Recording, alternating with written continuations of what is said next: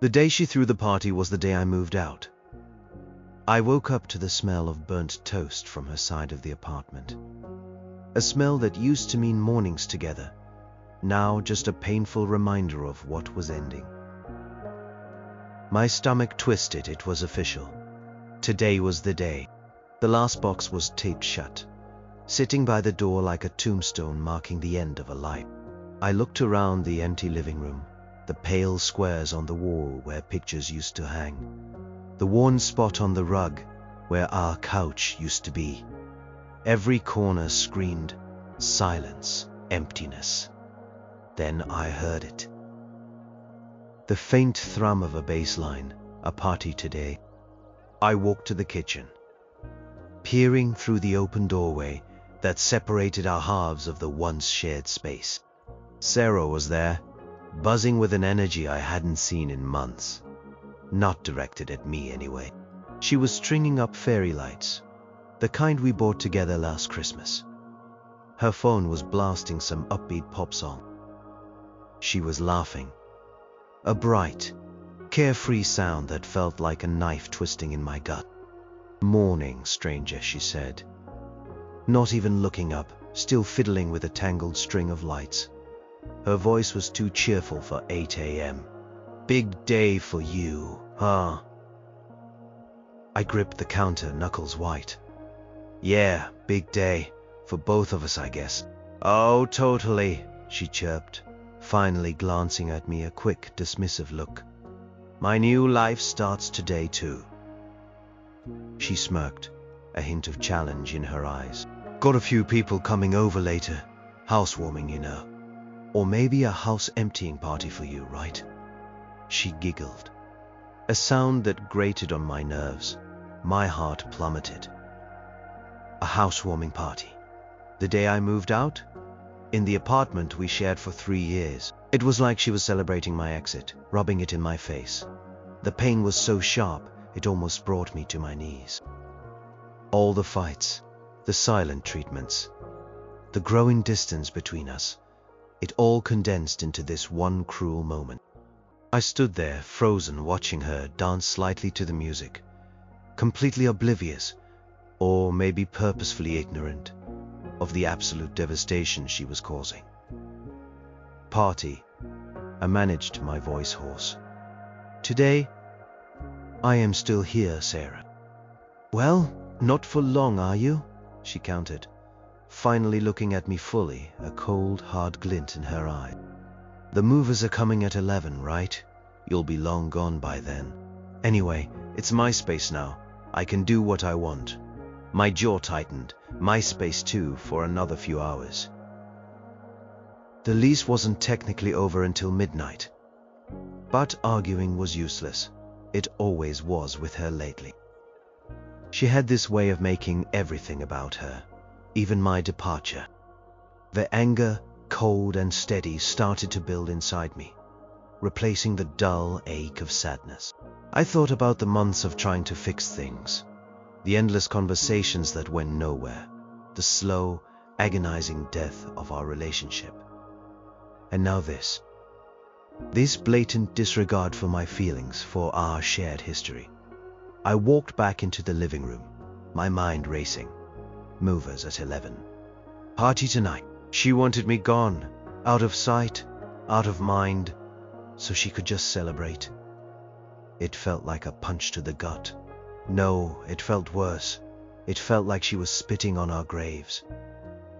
My gaze fell on the last empty box by the door. It was almost done. Almost over.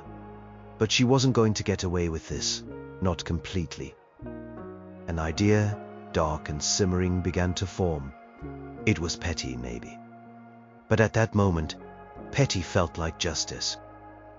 I pulled out my phone, fingers shaking slightly as I scrolled through my contacts. I found the number I needed.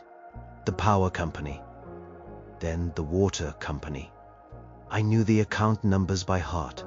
My name was on them. Both. I was the one who set them up when we moved in. I was the one who paid the bills. And I was the one who could shut them off. A wave of something akin to vengeance, mixed with a profound sadness, washed over me. This wasn't me. I wasn't this person.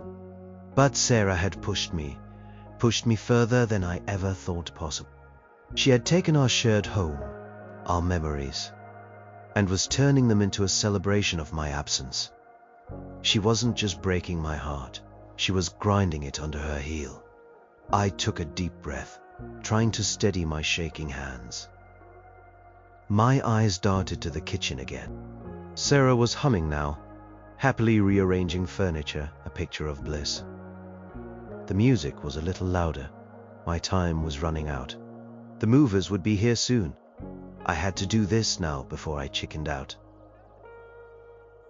Before I let her win completely, this was the only small piece of control I had left. My thumb hovered over the call button. I could just walk away, leave her to her party, let her have her moment of triumph. But the image of her laughing, stringing up lights, completely erasing me from the space, was too much. It was too much to bear. This wasn't just about a party. This was about everything. About 3 years of my life discarded like trash. I pressed the call button. The line rang once, twice. My heart hammered against my ribs. I could hear Sarah singing along to the song now, her voice clear and joyful. The contrast was stark. Her joy, my pain. It fueled me. When the voice on the other end answered, polite and professional, I took another deep breath and said, "Yes, I'd like to schedule a final disconnection for service at my address."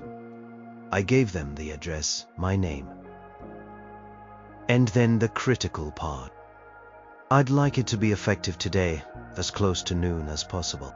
The decision to shut off the utilities wasn't born out of a sudden fit of rage.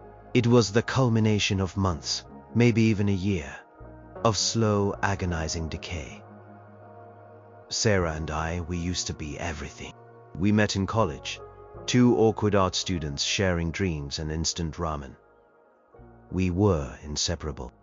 Our first apartment together felt like a castle, even though it was tiny and smelled faintly of old pizza. We painted the walls together, picked out furniture, argued playfully over the art we'd hang. Those were the good times, the times that now felt like a hazy, distant dream. The cracks started subtly. Little things. She'd get defensive over minor criticisms. I'd feel like I was walking on eggshells. Then came the bigger stuff. Her increasingly long nights out with friends I didn't know or barely knew. My attempts to talk about our future met with a shrug or a change of subject. The laughter between us became forced, the silences uncomfortable. It felt like we were 2 strangers coexisting, not partners building a life. I remember one particularly cold evening about 6 months ago. We were supposed to have dinner. I cooked her favorite pasta. She texted me an hour before, stuck at work, probably late. Then, 2 hours later, just staying out with coworkers, don't wait up. I ate the pasta alone, cold, watching a show we used to love together. Plate felt heavy, a symbol of all the unmet expectations. When she finally came home well past midnight, she smelled of cheap perfume and something else I couldn't place. She barely acknowledged me, just stumbled to bed. I lay awake for hours, staring at the ceiling, wondering when we had stopped caring. The arguments grew more frequent, more vicious. They weren't about spilled milk or dirty dishes anymore. They were about respect, about commitment, about the future. Or rather, the lack of one. She'd accuse me of being clingy, stifling. I'd accuse her of being selfish, uncaring. We'd throw words like stones, leaving bruises that never fully healed. Each fight chipped away at the foundation of what we had, until all that was left was a crumbling ruin. The breaking point came a month ago. My grandmother, who practically raised me, fell ill. I was devastated. I needed support, comfort. I told Sarah, my voice thick with tears, about how scared I was. Her response: "Oh, that sucks. Look, I'm heading out with Jess, okay? Don't wait up." She didn't offer a hug, a kind word, nothing. She just left. That night, sitting alone in the dark apartment, a profound realization hit me. I was utterly alone, even when she was technically there. This wasn't a partnership. It was a prison built for one. The next morning, I told her. Told her I couldn't do this anymore, that I was leaving. She just stared at me blankly, a flicker of surprise, then something else, almost relief in her eyes. "Oh," she said flatly. "Okay. When?" No tears, no pleading. No attempt to salvage anything, just a practical question. It hurt more than any argument. It confirmed everything I feared. She didn't care. Not anymore. Maybe she never really did, not in the way I needed her to. The weeks that followed were a blur of apartment hunting, packing boxes, and navigating the awkward silence between us. She barely spoke to me. She'd come and go, humming to herself, seemingly untroubled by the impending end. I, on the other hand, was an emotional wreck. Each packed box felt like I was burying a piece of my past, a piece of myself. The apartment, once filled with laughter and warmth, became a sterile, hostile environment. I made sure to handle all the logistics. Finding a new place, arranging the movers, setting up new utilities, and crucially, disconnecting the old one. It was a chore, but it also felt like a ritual, cutting ties piece by painful piece. When I called the utility companies, they asked for a disconnection date. My mind went blank for a second. I just wanted it to be over. Then yesterday, I overheard her on the phone. "Yeah, he's finally gone by Friday.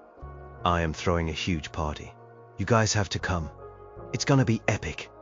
A fresh start." Her voice was loud, exuberant. She didn't even try to whisper.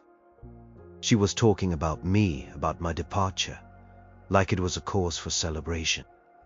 Not a sad end to a chapter, but a joyous liberation for her. That was when the dark thought solidified.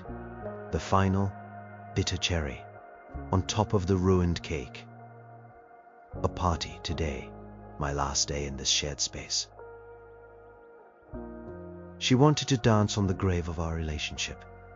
Well, I wasn't going to make it easy for her. My finger, trembling slightly, hovered over the call button for the utility company. It felt petty, yes. Vindictive, maybe. But after everything, after the coldness, the indifference, the blatant disrespect, it felt like the only way to reclaim a tiny sliver of my dignity. It wasn't about revenge. It was about marking a boundary. About saying, "You can't just erase me and celebrate it without consequence." I pushed the button, the call connected. It was done. The new apartment was small, sterile, and smelled faintly of fresh paint. It was nothing like the cozy lived-in space I was leaving, but it was mine. Truly mine, no shared memories, no lingering shadows of old arguments. Just a blank canvas. I had signed the lease last week, a quiet, somber affair.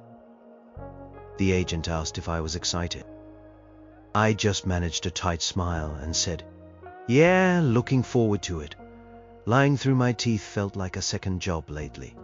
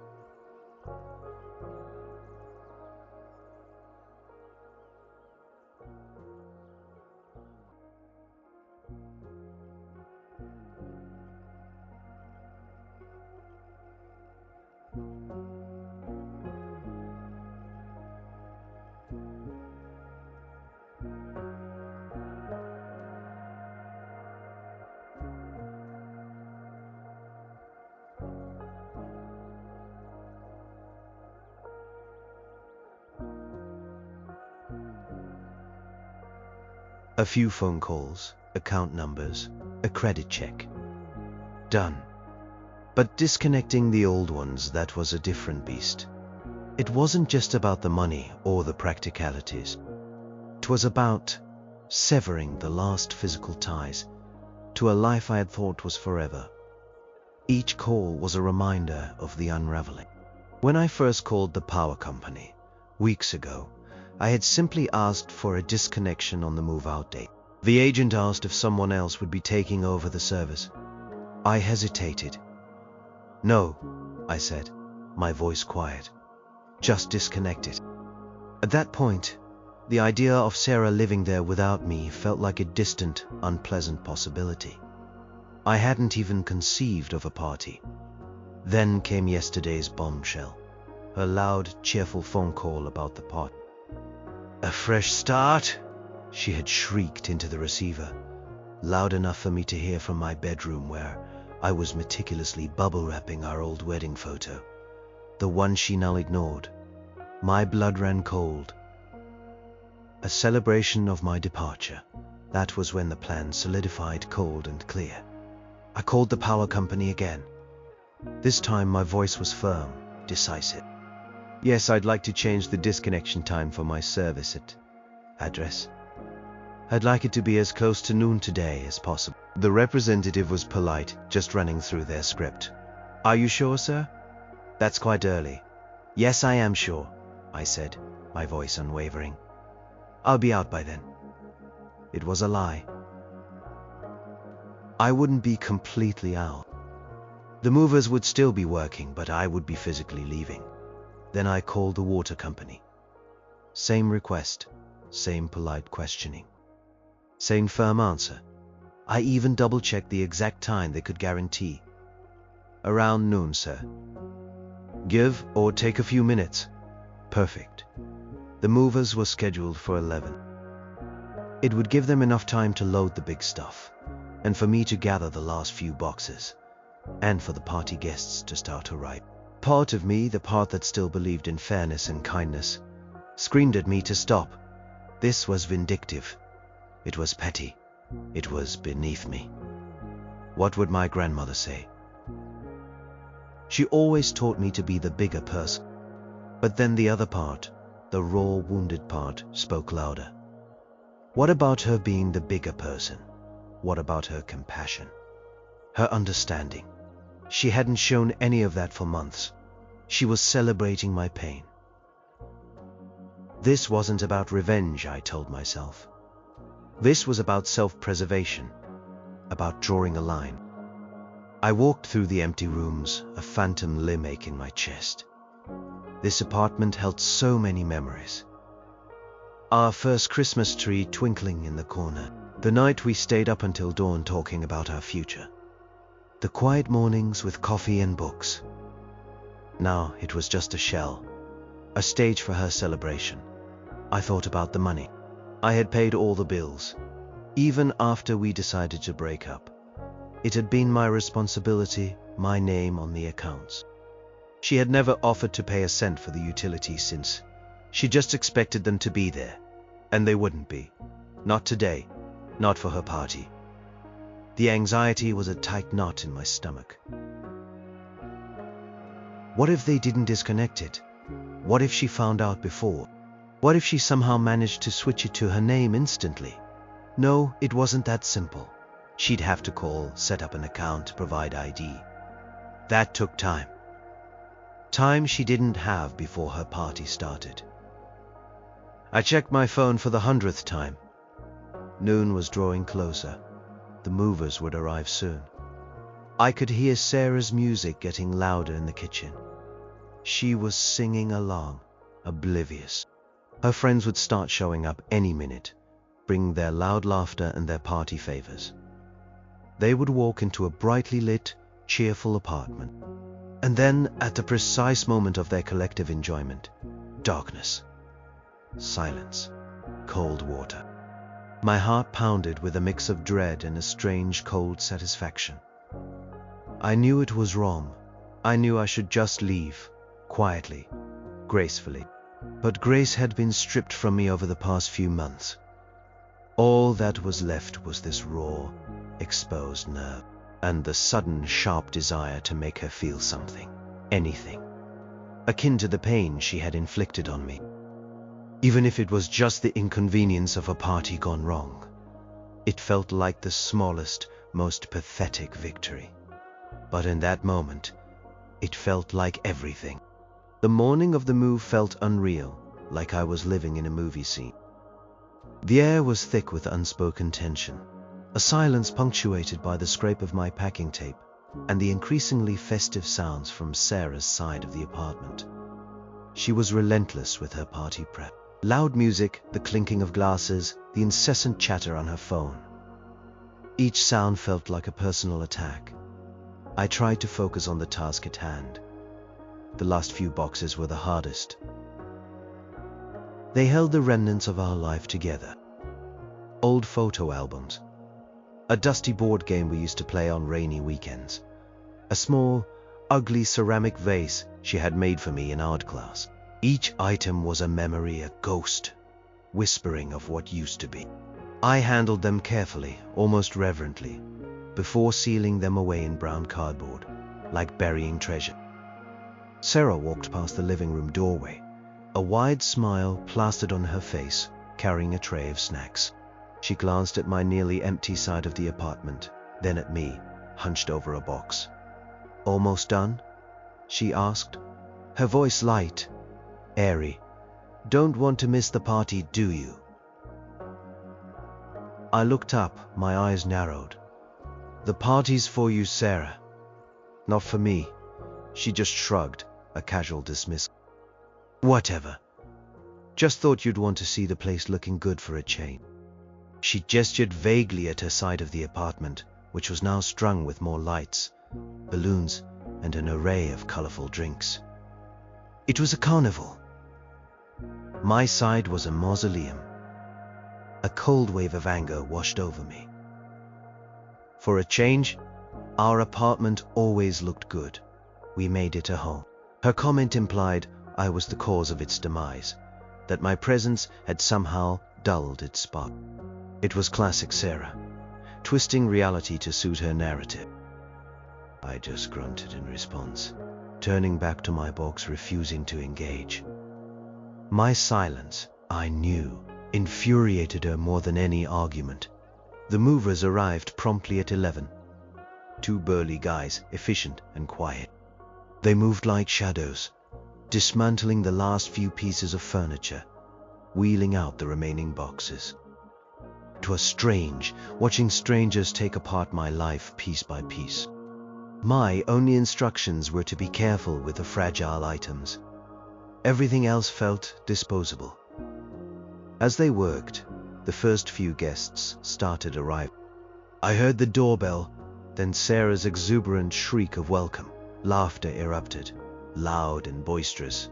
My stomach churned. They were here. Already, and I was still here, a ghost in my own home, watching my life get packed into a truck. One of Sarah's friends, a girl named Chloe, who I'd always found a bit too loud, poked her head into the living room.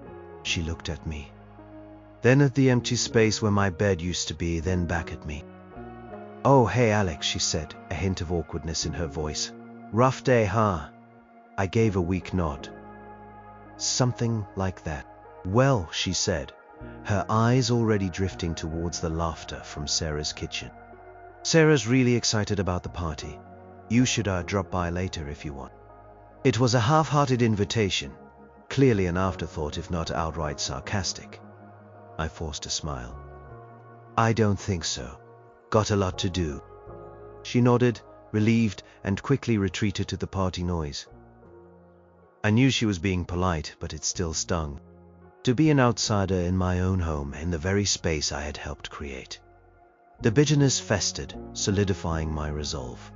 The clock was ticking. Noon was just around the corner. The movers were finishing up. The large items were loaded. Just a few last-minute checks. I walked through the empty rooms one last time, my footsteps echoing. The silence was deafening except for the insistent throb of the bass from the kitchen. It was like two different worlds coexisting for a brief, agonizing moment. I went into the bathroom. My toothbrush, half-used toothpaste, my small toiletry bag, I threw them into a duffel bag. I looked in the mirror. My face was pale, eyes shadowed. I barely recognized the man staring back at me. He looked tired, defeated. But beneath the weariness, a flicker of something else. A quiet determination. I checked my phone, 11:55 a.m. Almost time. I could hear more guests arriving, their excited shouts blending with Sarah's increasingly boisterous laughter. The party was in full swing. The apartment, my apartment, was alive with their revelry. The movers were waiting by the door. "All done, sir," one of them said. "Everything's loaded." I nodded, my throat tight. "Thanks. Really appreciate it." I picked up my duffel bag and the last small box. My keys were in my hand. I stared at the door, one last look back. The empty shell of a home. The sound of the party swelled, a crescendo of joy and noise. They were dancing, they were celebrating. Without me, because of me. My heart was a mix of aching sadness and cold, hard resolve. I thought of Sarah, radiant and laughing, probably holding court with her new friends, completely free. And then I remembered the long nights I spent, crying myself to sleep, the quiet despair of realizing our love was dead. This was it, the final act. I walked towards the door, the key heavy in my hand. The party was reaching its peak, and just as I was about to step outside, leaving the noise and the pain behind, I heard the precise mechanical click. A soft hum, then a sudden profound silence. The music died. The laughter stopped. The lights went out. The silence that followed the sudden power cut was absolute. It was so abrupt, so total, that it felt like a physical shockwave. One moment the apartment was thrumming with bass and laughter. The next, it was plunged into an eerie, thick quiet. Even the sound of the air conditioning unit, which had been a constant background drone, vanished. It was like someone had pulled a giant plug on the world. Then, inevitably, the shouts began. "Hey, what happened? Who turned off the music? It's pitch black in here." Confusion, quickly followed by irritation, rippled through the party guests. I stood frozen in the doorway, my hand still on the doorknob, my duffel bag at my feet. The movers, who had been waiting for me to step out, paused, looking bewildered. I peered back into the apartment. It was dark, save for the faint sliver of daylight filtering in from the windows and the kitchen door, which opened onto a small balcony.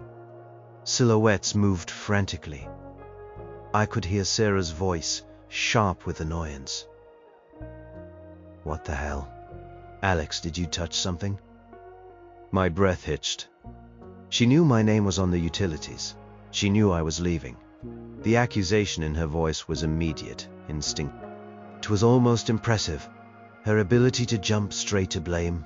I didn't respond, I just stood there, watching the chaos unfold. "It's not just the lights," someone yelled. "The music stopped, and my phone charger isn't working." Another voice, a woman's closer to the kitchen, sounded panicked. "And the water. I just tried to wash my hands. Here is no water." That was my cue. The water. I hadn't even thought about that detail beyond making the call. But of course, both gone. At noon, my heart was pounding, a strange mixture of triumph and regret swirling inside me. It felt cold, calculated, and utterly, completely justified. Sarah's voice was closer now, frantic. "Alex, are you still here? Did you do this?" Her footsteps, quick and angry, pounded towards me. I pulled open the door fully. The sunlight spilled onto the threshold, illuminating my silhouette. I looked back at the apartment, dark and quiet, now devoid of the festive atmosphere she had tried so hard to create. A few guests were fumbling for their phones, using the weak flashlight beams to navigate. Sarah appeared in the living room doorway, a furious shadow against the dim light from the kitchen. "Alex! What did you do?" she shrieked, her voice high and accusatory. I met her gaze, my expression unreadable. All the pain, all the frustration, all the months of being ignored and dismissed surged to the surface. "I disconnected the utilities, Sarah," I said, my voice calm, almost detached. "My name was on the account. I am moving out. I am not paying for them anymore." Her mouth opened and closed like a fish out of water. She was speechless for once. The guests around her started to murmur, some trying to stifle snickers, others looking genuinely shocked. You shut off the power and water during my party," she finally stammered, her voice laced with disbelief and fury. "It's my last day here," I said simply. "The utilities were in my name. I cancelled them. It's what you do when you move out." I paused, letting the words hang in the air. "Funny, isn't it? How little you cared about that detail until now." Her face contorted. "You are doing this on purpose. You are trying to ruin my life." "No, Sarah," I said, shaking my head slowly. "You ruined our life. I am just making sure you feel the consequences. This isn't a celebration, it's an ending. And endings are rarely pretty." I turned, took a step out the door. The movers were already moving towards the truck. "Have fun, Sarah," I said, my voice devoid of emotion. "Oh, and don't forget to call the utility companies to set up your own account. They don't usually work on weekends, though." It was a cruel jab, I knew. The thought of her, struggling with the automated systems, facing the same bureaucratic hurdles I had, gave me a sliver of satisfaction. I stepped out onto the landing, pulling the door shut behind me with a soft click.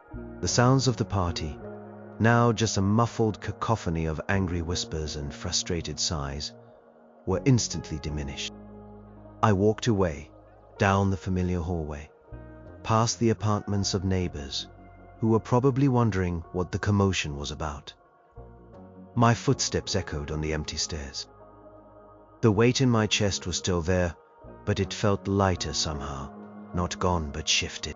A different kind of pain, less like a crushing blow, more like a dull ache. I got into the passenger seat of the moving truck, the last box on my lap. The driver started the engine.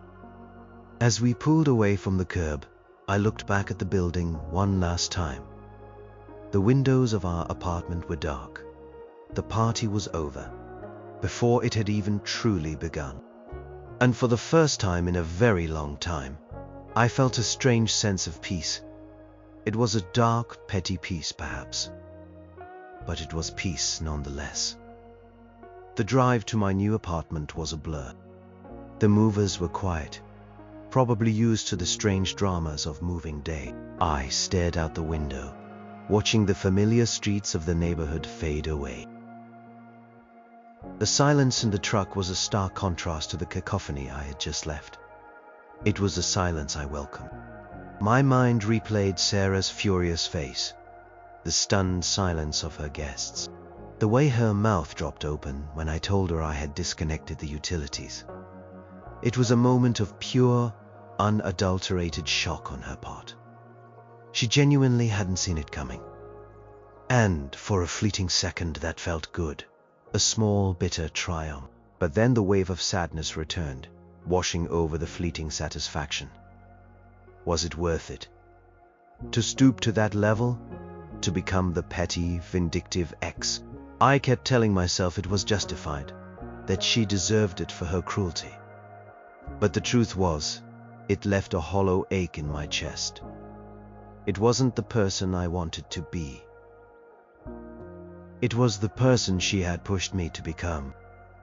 The new apartment was small, a one-bedroom in a quiet part of town.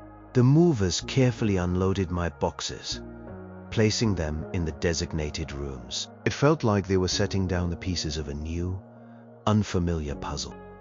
The air was cool and still, no lingering scent of her perfume, no echo of her laughter. It was just empty, a blank slate, and that was both terrifying and liberating. Once they left, the silence was overwhelming. The walls were bare, the floors bare. My few pieces of furniture looked small and lost in the unfamiliar space. I sank onto a packed box in the living room, surrounded by my neatly labeled boxes.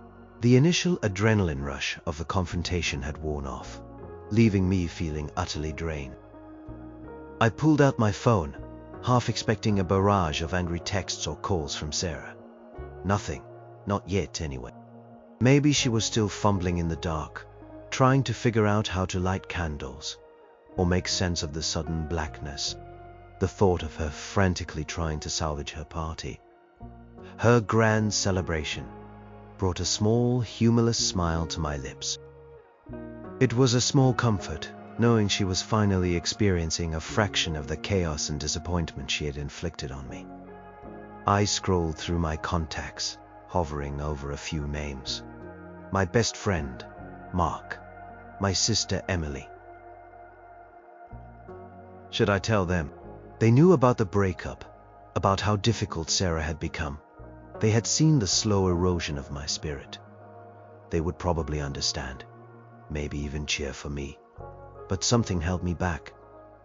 A sense of shame, perhaps, or just a desire to process this monumental shift in my life on my own. I decided to call my grandmother instead. She was the one who had taught me about being the bigger person, about kindness and forgiveness. I knew she'd disapprove of what I had done, but I also knew she'd listen. "Hey, Grandma," I said, my voice a little shaky as she answered. "Alex, sweetheart, how's the move going? Are you settled in your new place?" Her voice was warm, comforting, like a familiar blanket. "It's going," I said, looking around the stark new room. "Just finished unloading, it's quiet here." "That's good, dear. Sometimes quiet is just what you need." She paused. "Are you all right, Alex? You sound a little sad." I sighed, a long, drawn-out breath. "I don't know, Grandma. It was a lot. Sarah threw a party today, the day I moved out." There was a moment of silence on the other end. Then a soft toot. "Oh, Alex, that's not very kind of her." "No," I agreed. "It wasn't, and I might have done something about it." I hesitated, choosing my words carefully. I had the power and water shut off at noon. For the old place, she was right in the middle of her party. Another silence. This one was longer. I braced myself for the lecture, the gentle admonishment. But when she spoke, her voice was surprisingly soft, tinged with a weary understanding. "Oh, honey, that must have felt necessary." I blinked, surprised. "It did," I admitted, a lump forming in my throat. It felt like the only thing I had left to do. "Sometimes," she said, her voice gentle, "when people are pushed to their limits, they do things they wouldn't normally do. It doesn't make it right, perhaps, but it makes it understandable. You've been through a lot with that girl, Alex. Don't let her define you. Don't let her actions turn you into someone you are not permanently." Her words were a balm. They didn't excuse my actions, but they validated my pain. They offered understanding instead of judgment. "Thank you, Grandma," I whispered, tears pricking at my eyes. I needed her to feel something." "And she will," she said, her voice firm now. "She will. Now you get some rest, and tomorrow you start building your new life. A quiet life, a good life." I hung up, a profound sense of relief washing over me. Grandma was right. This wasn't about Sarah anymore. It was about me, and it was time to move forward. The empty apartment suddenly didn't feel so empty. It felt like a fresh start after all.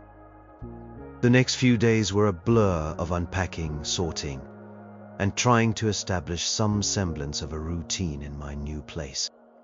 My new apartment slowly started to feel less like a temporary stop and more like a home. Posters went up on the walls, books found their shelves, and the faint smell of fresh paint gave way to the scent of my own cooking. It was quiet, yes, but it was a comfortable quiet, not the tense silence I had grown accustomed to with Sarah. I hadn't heard anything from her. No furious texts, no desperate phone calls, no messages through mutual friends. It was almost unsettling. I half expected a meltdown, a confrontation, anything to confirm that the power and water cutoff had actually registered with her. It was like she had just vanished, or perhaps was too proud to acknowledge what happened. Then, 3 days after the move, a text message finally arrived. Not from Sarah, from Chloe. The same Chloe who had awkwardly greeted me at the apartment on moving day. "Hey Alex, so that was pretty wild. What happened?" Sarah's been freaking out. I stared at the message for a long moment. It was my chance. I could explain, I could justify, I could tell her everything Sarah had put me through. But what was the point? Chloe was Sarah's friend. Anything I said would just get back to Sarah, probably twisted and exaggerated. I typed out a short, factual reply. I moved out. My name was on the utilities. I disconnected them at noon, as planned. Chloe's reply was instant. "But why during the party? That was kinda messed up." I sighed. Knew it. She wasn't looking for understanding. She was looking for drama. It was my move-out day, my scheduled time. I added a final, unsaid thought. She chose to throw a party on it, not me. Chloe didn't reply after that. Good.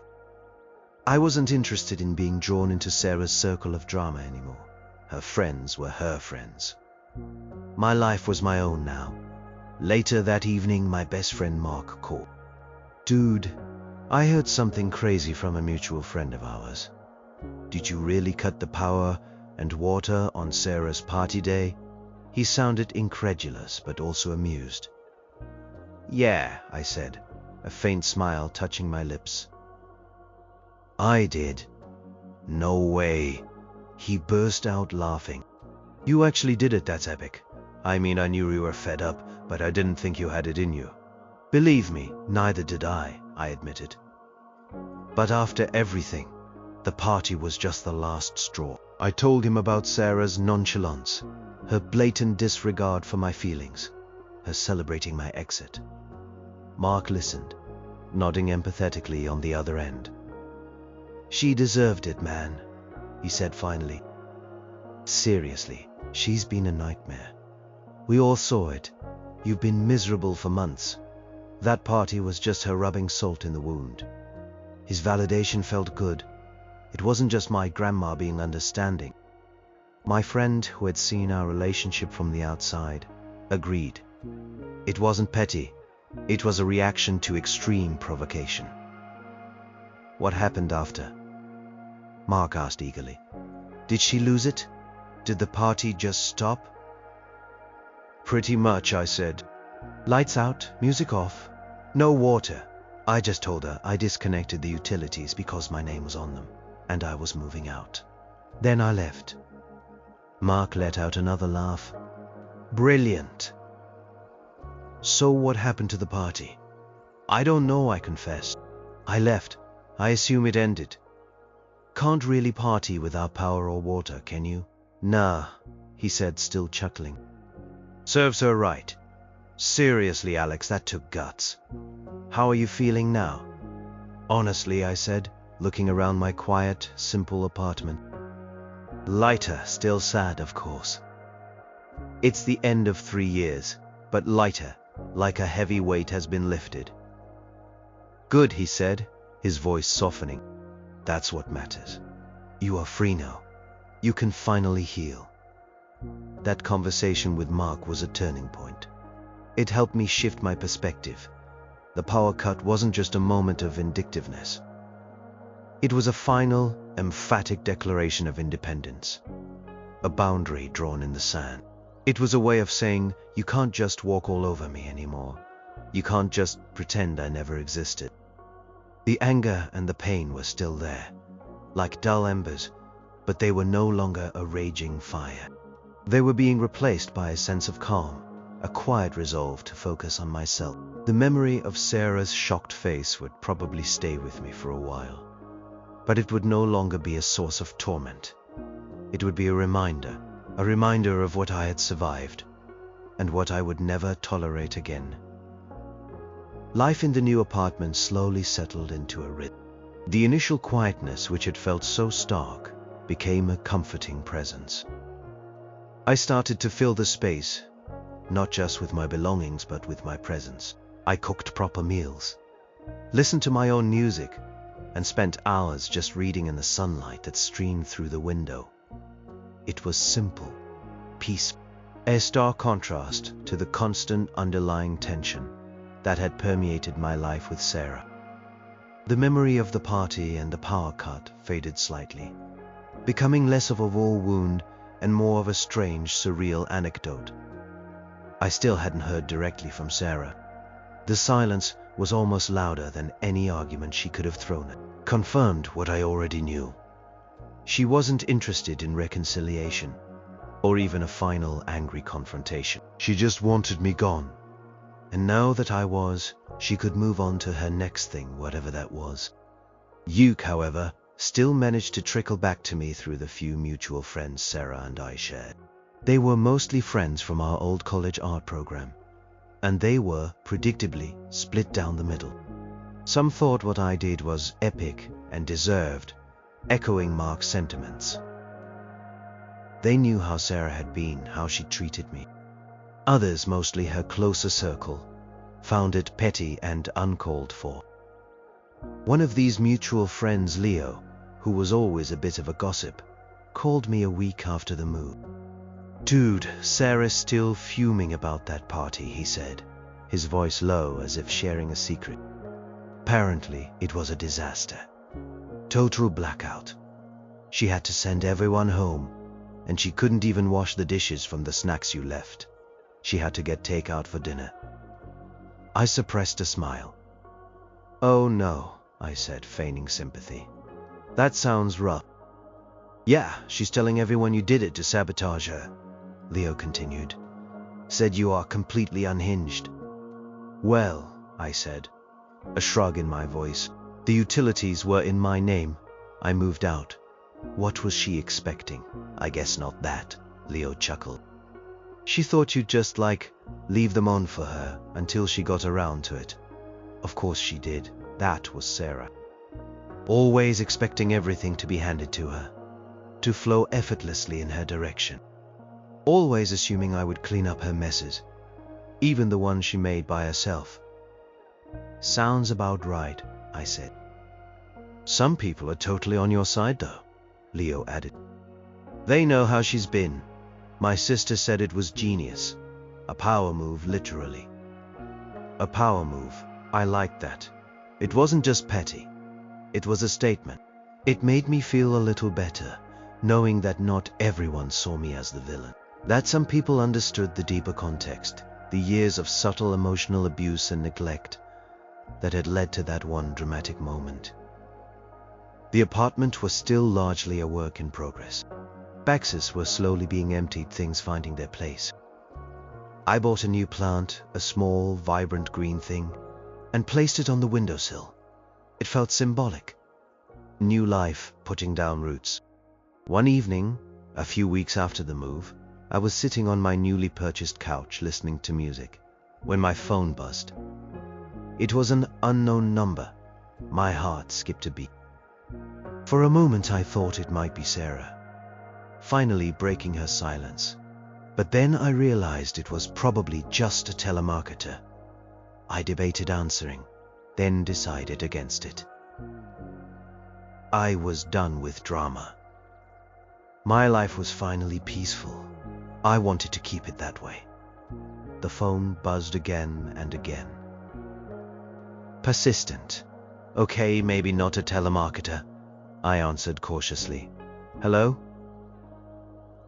A voice muffled and crackly spoke, not Sarah's. Hey, is this Alex? It's Mark's cousin, Jessica, from the party, remember? Jessica, the one who'd been fumbling for her phone. Oh, hey, I said, surprised. What's up? I just wanted to say I am really sorry about that night, she said, her voice sounding genuinely apologetic. Sarah was like totally out of line. She shouldn't have thrown a party like that, not when you were still moving out. It was really messed up. This was unexpected. It's fine, I mumbled, not sure how to respond. No, it's not, she insisted. She's been telling everyone you are a psycho, but I saw how she was acting. And you looked so sad that morning. It was obvious you were hurting. She just didn't care. She paused. Anyway, I just wanted you to know that not everyone thinks you are wrong. She treated you like dirt. You did what you had to do. A warmth spread through my chest. It wasn't just Mark and Grandma. Even one of Sarah's own guests understood. It felt like an absolution. A final release from the guilt I had carried. This wasn't petty revenge. This was a response. A necessary, painful response to years of being overlooked and undervalued. Thanks, Jessica, I said, my voice softer than I intended. That actually means a lot. No problem, she said. Hope you are doing okay now. I am, I said truthfully. I really am. I hung up the phone, a small, genuine smile on my face. The apartment still felt quiet, but it was no longer empty. It was filled with hope, with the promise of a new beginning, free from the shadows of the past. Weeks turned into months. The season changed. The vibrant greens of summer, giving way to the fiery reds and oranges of autumn. My new apartment was no longer just the new place, but home. I had painted the walls a soft blue, hung more art, and bought a comfortable armchair where I would spend hours reading.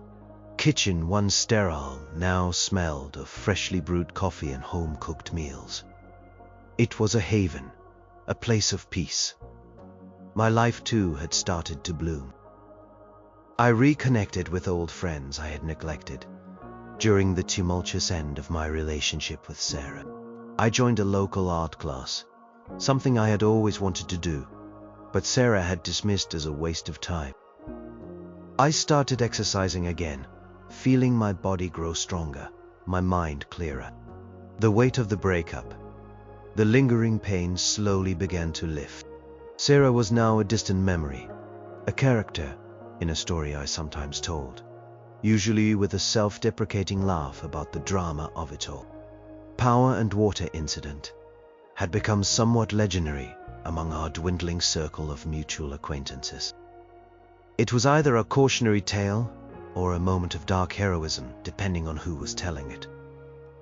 I did, occasionally, hear snippets about her. Leo, still the gossip, would sometimes drop a line. Sarah's apparently really struggling with the bills, he'd say. Guess she didn't realize how much utilities cost when she had to set them up herself. Or, she tried to throw another party, but it was a flop. Nobody really showed up. I didn't take joy in her struggles, not really. But I couldn't deny a certain sense of validation. She was facing the realities of adult life, the ones I had always managed for both of us. One day I was walking through a park, enjoying the crisp autumn air when I saw her. Sarah. She was sitting on a bench, scrolling through her phone. She looked thinner, her shoulders a little slumped. She wasn't laughing or chatting loudly. She just looked tired. Alone. My heart gave a faint lurch. It wasn't the searing pain I remembered, or the cold anger. It was something akin to pity. I almost kept walking, pretending not to see her. But then she looked up, her eyes meeting mine. There was a moment of shocked silence, then a flicker of something in her eyes. Not anger, not even surprise, but something unreadable. Perhaps a touch of embarrassment, or maybe, just maybe, a fleeting hint of regret. "Alex," she said, her voice quiet, so different from the shrill shriek of "What did you do?" that echoed in my memory. "Sarah," I replied, just as quietly. A long silence stretched between us. The sounds of the park, children laughing, leaves rustling, a dog barking, filled the void. "How have you been?" she asked, her gaze fixed on the ground beside her. "Good," I said, honestly, "things are good." She nodded, still not looking at me. "Yeah, good for you." Then, unexpectedly, she sighed, a deep, heavy sigh. "Look, about that day, the party." She finally looked at me, her eyes clouded. "It was a really messed up thing to do. On my part, I mean. Throwing a party when you were moving out. It was thoughtless and cruel. I was just trying to pretend everything was fine, I guess. That I was fine." My eyes widened. An apology. From Sarah? This was entirely unexpected. My carefully constructed emotional walls almost crumbled. "It was a difficult time for both of us," I said, trying to keep my voice neutral. "Yeah, but I made it harder," she admitted, her voice barely above a whisper. "And what you did. The power, the water." She managed a small, wry smile. "It was effective. Definitely got my attention." I didn't say anything. I just waited. "I had to sleep on my friend's couch for 2 days because I couldn't even shower," she continued, a faint blush on her cheeks. "And setting up the new accounts was a nightmare. I guess I just never thought about it before. You always handled everything." Her voice trailed off. It wasn't a full, tearful apology for everything, but it was an acknowledgement, an admission of fault. And that was more than I had ever expected from her. It showed that the message had landed, that my desperate, petty act had actually made her think, made her realize the impact of her actions, at least on a practical level. "Yeah," I said, a faint smile on my own face now. "I did, for a long time." She finally looked directly at me, and for a fleeting moment, I saw a glimpse of the old Sarah, the one I had loved. Not the bitter, angry version, the one capable of self-reflection. "I know," she said, her voice laced with something that sounded like genuine regret. "I really messed things up. I am sorry, Alex, for all of it." The apology wasn't just for the party, it was for everything. For the neglect, the indifference, the slow destruction of our relationship. It was late, far too late to fix anything between us, but it was still something. "I needed to hear that, Sarah," I said, my voice softening. "Thank you." She nodded, then looked away again as if the effort of sincerity was too much. "Well," she said, pushing herself up from the bench, "I should probably go." "Yeah?" I said, taking a step back. "Me too." She walked away, her shoulders still a little slumped, but with a different kind of quiet. Not the defiant quiet I remembered from moving day, but a thoughtful one. I watched her go, a strange mix of emotions swirling inside me. Sadness for what we had lost, relief for what I had escaped, and a flicker of something new, a quiet sense of closure. The wound wasn't entirely healed, but it was no longer bleeding, and for the first time I truly believed I could move on. The encounter with Sarah in the park, brief and unexpected as it was, marked a significant turning point. It wasn't about rekindling anything, or even forgiveness in the grand sense. It was about closure. Her quiet admission, her understated apology, had done more to heal the lingering wound than any amount of internal monologue or conversation with friends. I was rediscovering a creative spark I thought had been extinguished. I even started to connect with new people, fellow artists, who shared my interests and offered new perspectives. My circle of friends grew, no longer dominated by the echoes of a shared past with Sarah. Power move incident became less a symbol of my anger and more a testament to my resilience. It wasn't the defining moment of my life, but a critical one. It was the moment I said, enough. The moment I took back a small piece of control in a situation where I felt utterly powerless. And in its own strange way, it set me free. I found a new rhythm in my days. Mornings started with coffee and my sketchbook. Evenings were spent with friends, or simply enjoying the quiet solitude of my home. I still thought about Sarah sometimes, but the thoughts were fleeting, without the sharp sting of pain or resentment. She was a chapter I had closed, a lesson learned. One crisp winter morning, I woke up to the sound of snow falling softly outside my window. The city was hushed, blanketed in white. I made myself a cup of tea and sat by the window, watching the flakes drift down. My phone buzzed. It was a message from Mark. "Hey, heard from Leo. Sarah's moving out of the old place. Guess she couldn't keep up with it alone." My first instinct was a quiet nod. It made sense. The apartment was expensive, and she probably struggled with the responsibilities she had once taken for granted. There was no joy in the news, just a simple acknowledgement of reality. "Hope she finds something good," I texted back, genuinely meaning it. "You are too nice, man," Mark replied with a laughing emoji. Maybe I was.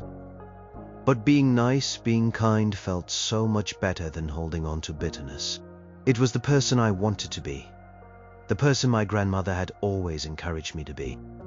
I thought about the old apartment, now soon to be empty of both of us.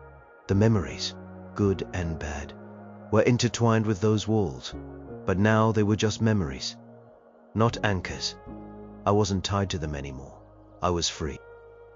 My life was no longer defined by the heartbreak of a failed relationship or the vindictive act of a man pushed to his limits. It was defined by the choices I was making now. The choice to heal, to grow, to build something new and authentic. I walked into my small kitchen, the morning light reflecting off the new white cabinets. I turned on the tap, and cold, clear water flowed instantly. I flipped a switch, and the light above the counter flickered to life. Simple things, taken for granted, until they're gone. I smiled. The power and water were on in my new place, my own place. And that was all that mattered. The heartbreak had been real, the pain profound. But I had moved through it.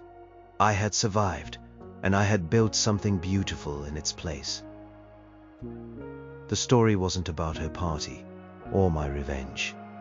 It was about my new beginning, and it felt good. It felt truly good.